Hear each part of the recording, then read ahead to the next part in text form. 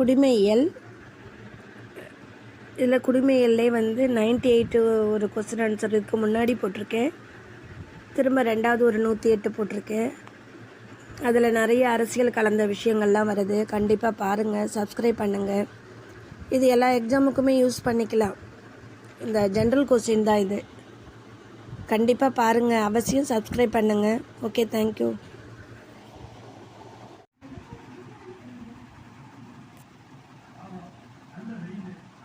குடிமையியல் 2. இந்தியாவில் மிக உயர்ந்த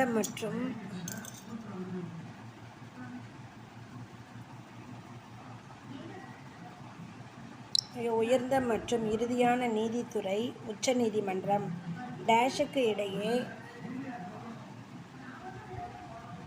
டேஷுக்கு இடையே பிரச்சனைகளுக்கு தீர்வு காண்பதற்கான செயல்முறையை நீதிமன்ற அமைப்பு வழங்குகிறது.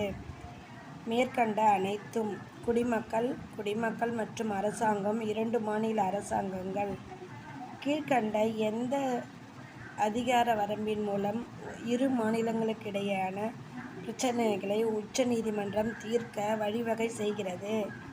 முதன்மை அதிகார வரம்பு. பின்வரும் எந்த மாநிலம், யூனியன் பிரதேசம் ஒரு பொதுவான உயர் நீதிமன்றத்தை கொண்டுள்ளது? பஞ்சாப், ஹரியானா மற்றும் சண்டிகர். பொதுநல வழக்கு முறை இந்தியாவில் டேஷால் அறிமுகப்படுத்தப்பட்டுள்ளது?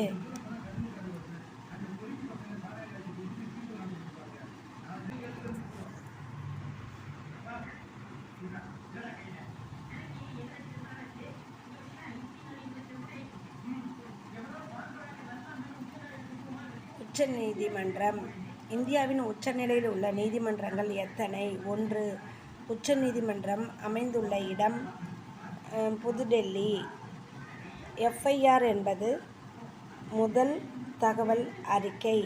குற்றவியல் வழக்குகளில் விசாரிக்கும் நீதிமன்றம் டேஷ் என அழைக்கப்படுகின்றன. அமர்வு நீதிமன்றம். சாலை பாதுகாப்பு என்பது இவர்களுக்கானது.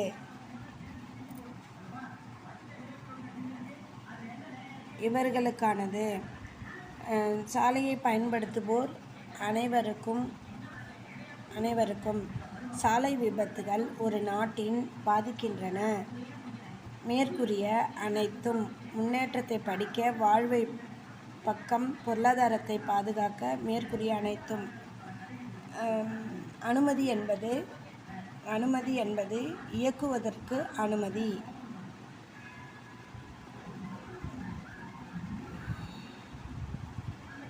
ரக்ஷ பாதுகாப்பு, கார் இயக்குபவர்கள்.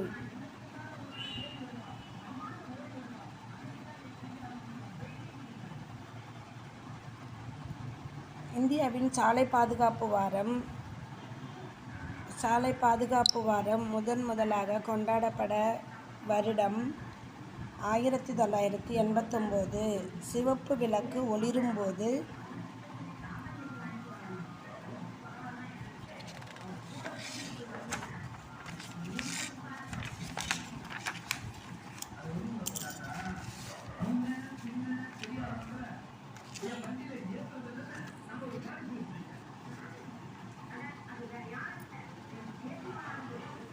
சிவப்பு விளக்கு ஒளிரும்போது நீங்கள் வாகனத்தை நிறுத்தி பச்சை விளக்கு ஒளிரும் வரை காத்திருக்க வேண்டும். பாதசாரிகள் சாலையை கடக்கும் இடம் வரிக்கோட்டு பாதையில். சாலை பாதுகாப்பு வாரம் ஒவ்வொரு வருடமும் கொண்டாடப்படும் மாதம் ஜனவரி. அவசர காலத்தில் அவசர சிகிச்சை ஊர்தி சேவைக்காக அழைக்க வேண்டிய எண் 108.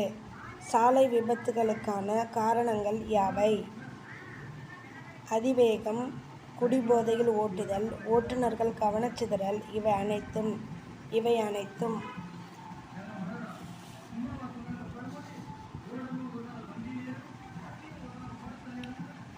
போக்குவரத்து குறியீடுகள். முதல் வகை கட்டாய குறியீடுகள். சேது பாரதம் திட்டம் துவங்கப்பட்ட ஆண்டு 2016. ABS என்பதன் விரிவாக்கம் செய்க. பூட்டுதல் இல்லா நிறுத்தம் அமைப்பு. Anti lock braking system. வளைவில் முந்துவது அனுமதி இல்லை. அவசர சிகிச்சை ஊர்தி வரும்போது அவசர சிகிச்சை ஊர்தியின் பின்புறம் மிகுந்த வேகத்துடன் அவசர சிகிச்சை ஊர்தி வரும்போது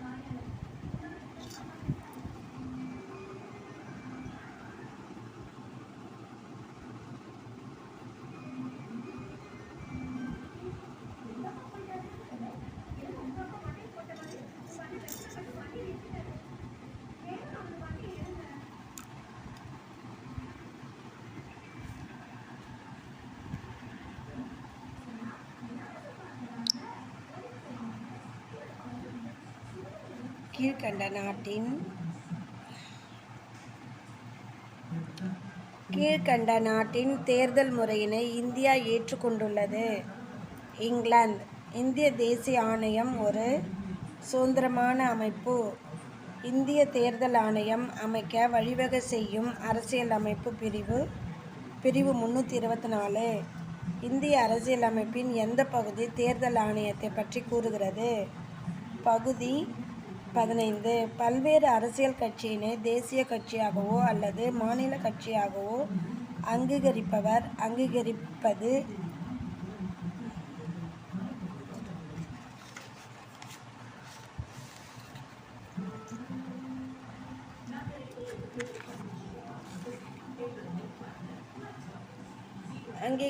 தேர்தல் ஆணையம். கூற்று ஏ. இந்திய அரசியலமைப்பு சுதந்திர செயல்படுத்தல் தேர்தல் ஆணைய கூற்று வழி செய்கிறது. ஏ மற்றும் ஆர் இரண்டும் சரியானது மற்றும் RA-வை விளக்குகிறது. நோட்டா முறை அறிமுகப்படுத்தப்பட்ட ஆண்டு 2014. அழுத்த குழுக்கள் எனும் கொள்ளினை உருவாக்கிய நாடு அமெரிக்க ஐக்கிய நாடுகள். கூற்று ஏ. இந்தியாவில் அதிக எண்ணிக்கையிலான எழுத்துக்கள் காணப்படுகின்றன. காரணம் அமெரிக்க ஐக்கிய நாட்டில் இருப்பதைப் போல் இந்தியாவில் அழுத்த குழுக்கள் வளர்ச்சி அடையவில்லை. ஏ மற்றும் ஆர் இரண்டும் சரியானது. RA-வை விளக்கவில்லை.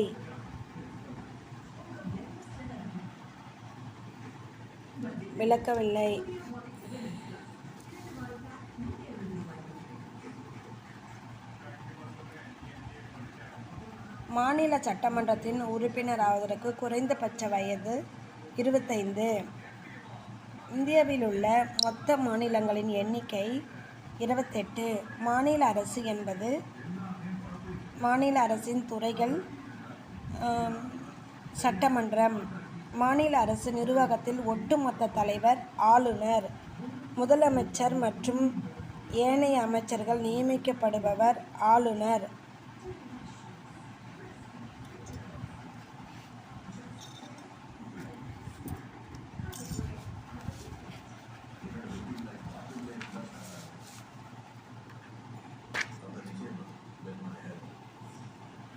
முதலமைச்சர்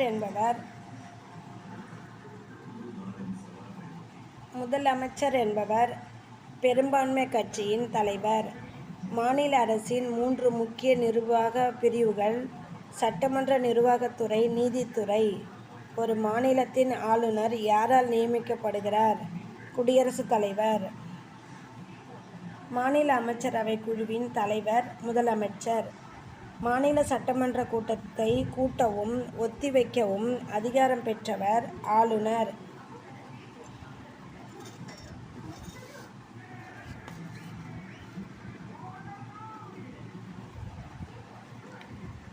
உயர் நீதிமன்றத்தின் நீதிபதிகளை நியமிப்பதில் பங்கு பெறாதவர் யார்? முதலமைச்சர். உயர் நீதிமன்ற நீதிபதிகள் ஓய்வு பெறும் வயது 62. நடுவண் அரசின் அரசியலமைப்பு தலைவர் குடியரசுத் தலைவர்.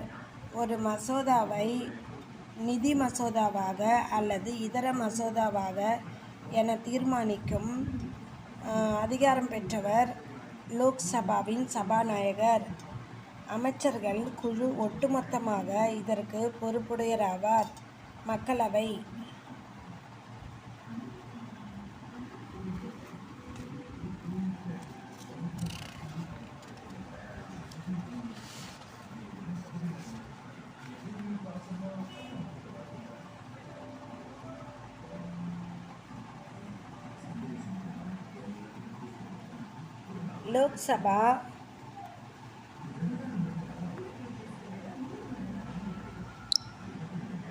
லோக்சபா தேர்தலில் போட்டியிட தேவையான குறைந்தபட்ச வயது 25.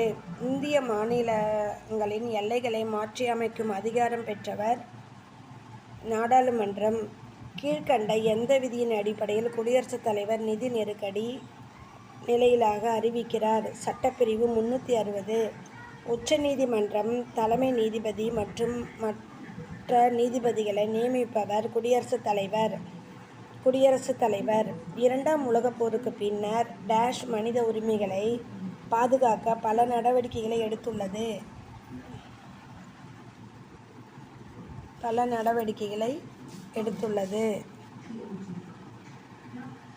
ஐநா சபை 1995ஆம் ஆண்டு உலகம் முழுவதிலும் இருந்து பெண்கள் கூடினர். பெய்ஜிங். தேசிய மனித உரிமைகள் ஆணையம் நிறுவப்பட்ட ஆண்டு 1993. ஐநா சபை 1979ஆம் ஆண்டை சர்வதேச ஆண்டாக அறிவித்தது. குழந்தைகள். உலக மனித உரிமைகள் தினமாக அனுசரிக்கப்படும் நாள் எது? டிசம்பர் 10. மனித உரிமைகளின் நவீன சர்வதேச மகாசாசனம் என அழைக்கப்படுகிறது எது? மனித உரிமையின் நவீன சர்வதேச மகாசாசனம் என அழைக்கப்படுவது எது?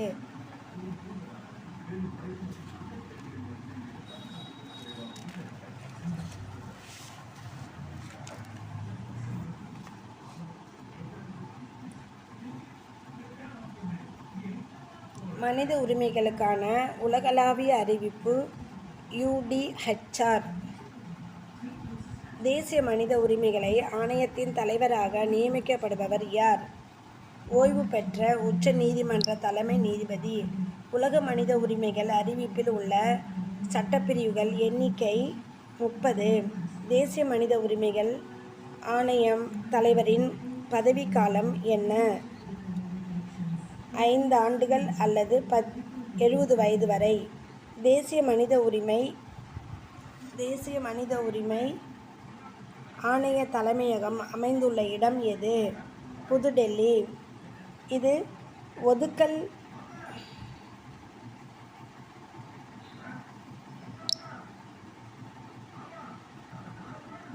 அப்பத்தட் என்னும் கொள்கையை பின்பற்றிய நாடு?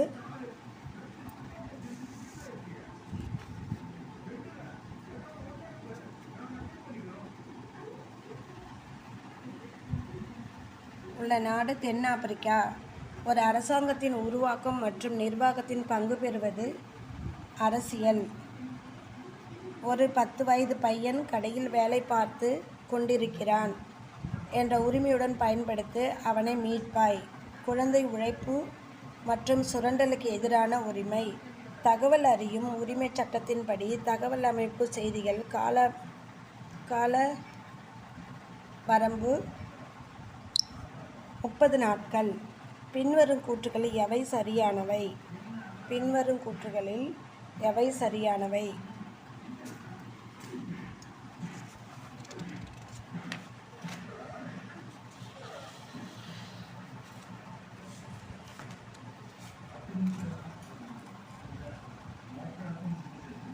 ஒன்று மற்றும் 2 மற்றும் 4 சரி. கீழ்க்கண்ட வாக்கியங்களை கவனி. A. உரிமைகளும் கடமைகளும் ஒரு நாணயத்தின் இரு பக்கங்கள் போன்றன. காரணம் நாம் விரும்பும் மதத்தை பின்பற்றுவதற்கான உரிமை உண்டு. பிற மதத்தினரிடையே இணக்கமான உறவை ஏற்படுத்துவதுடன் அவர்களின் உணர்வை மதிக்க வேண்டும். A மற்றும் ஆர் இரண்டும் சரி. மேலும் ஆர் என்பது ஏக்கு சரியான விளக்கம். ஐநா சபையின்படி வயது நிறைவு பெறாதவர் குழந்தைகள் ஆவார். 18.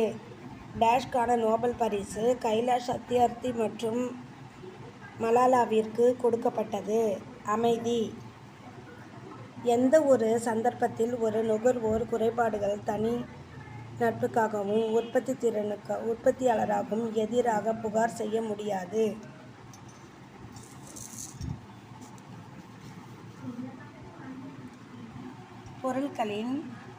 பொருட்களின் தொகுதி எண். உற்பத்தியாளர் முடிவில் இருந்து நுகர்வோர் பல்வேறு சிக்கல்களை எதிர்கொண்டுள்ளன. காதில். நியாயமற்ற வர்த்தக நடைமுறைகள். நுகர்வோர் ஒரு பொருட்கள் தயாரிப்பு பற்றிய போதுமான தகவல்களை வழங்கப்பட வேண்டும். பொருட்கள் வாங்குவதில் முடிவு. தேசிய, மாநில மற்றும் மாவட்டங்களில் உள்ள நுகர்வோர் நீதிமன்றங்களின் அமைப்பு வணிகர்களின் நியாயமான வர்த்தக நடைமுறைக்கு எதிராக நுகர்வோர் குறைகளை ஆராய்வது என அழைக்கப்படுகிறது. 3 அடுக்கு அமைப்பு. தரம் குறைவான பிற வெளிப்புற பொருட்களுக்கு ஒரு உயர்ந்த தரமான பொருளுடன் கலப்பது எவ்வாறு அழைக்கப்படுகிறது? கலப்படம்.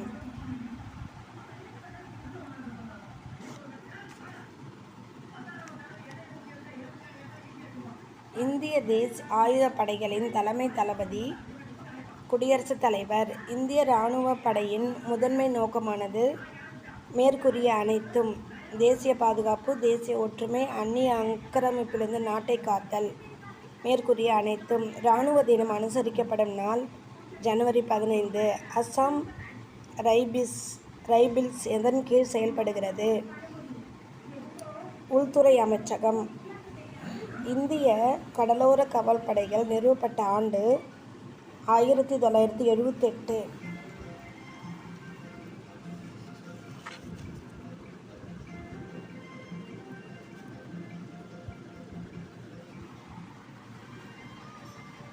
இந்திய வெளியுறவு கொள்கையானது பல்வேறு கோட்பாடுகளை கொண்டது. அவைகளுள் ஒன்று பஞ்சசீலம். பின்வருவனவற்றுள் எந்த தீவுகள் இந்தியாவிற்கு சொந்தமானவை? அந்தமான் மற்றும் லட்சத்தீவுகள். இந்தியாவின் அயலுறவு கொள்கையை வடிவமைப்பதில் எந்த அமைச்சர் முக்கிய பங்கு வகிக்கிறார்? வெளிவிவகாரங்கள் அமைச்சர்.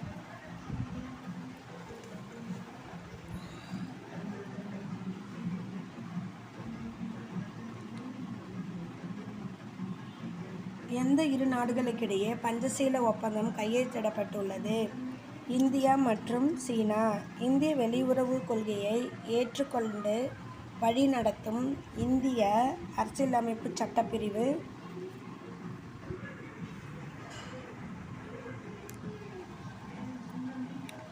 சட்டப்பிரிவு 51. இன ஒதுக்கல் கொள்கை என்பது இரு இன பாகுபாட்டுக் கொள்கை. 1954 இந்தியா மற்றும் சீனாவால் கையெழுத்திடப்பட்ட ஒப்பந்தம் இது.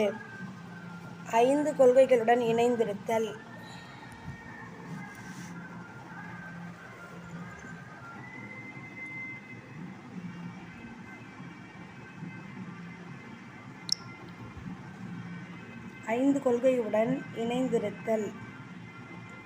நமது வெளியுறவு கொள்கையுடன் தொடர்பு இல்லாதது எது?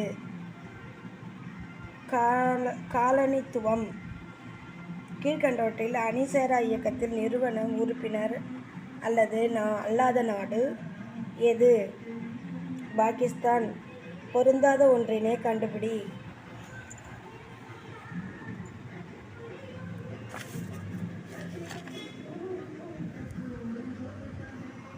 உள்நாட்டு விவகாரங்கள். ராஜதந்திரம். அணி சேராமை. பொருந்தாத ஒன்றினை கண்டுபிடி. ராஜதந்திரம். அணி சேராமை என்பதன் பொருள் தன்னிச்சையாக பிரச்சனைகளுக்கு முடிவு எடுக்கும் சுதந்திரம். இராணுவம் சாராத பிரச்சனை என்பது ஆற்றல் பாதுகாப்பு, நீர் பாதுகாப்பு, தொற்று நோய்கள் இவை அனைத்தும். மக்கள் எல்லைக்கோடு எந்த இரு நாடுகளுக்கு இடையே உள்ள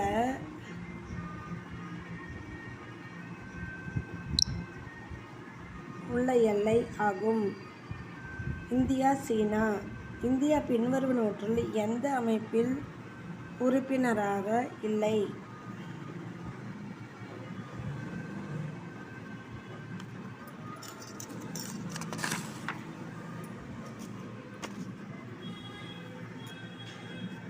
இரண்டு மட்டும்.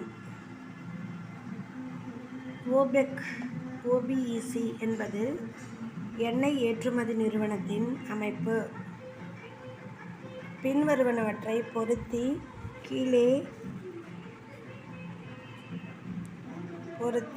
கீழே கொடுக்கப்பட்டுள்ள குறியீடுகளிலிருந்து சரியான விடையை தேர்ந்தெடுக்க. 3 1 4 2 3 1 4 2. எத்தனை நாடுகள் இந்தியாவுடன் தன் எல்லையை பகிர்ந்து கொள்கின்றன?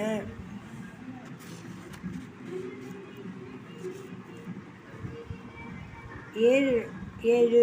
எத்தனை நாடுகள் இந்தியாவுடன் தன் எல்லையை பகிர்ந்து கொள்கின்றன? 7. எந்த 2 தீவு நாடுகள் இந்தியாவை அண்டை நாடுகள் ஆகும்?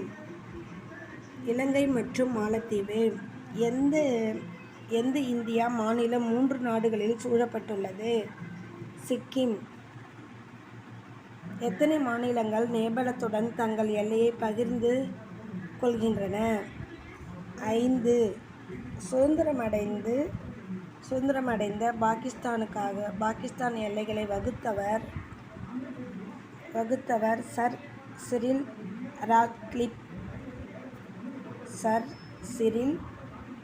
ராட்க்ளிஃப்.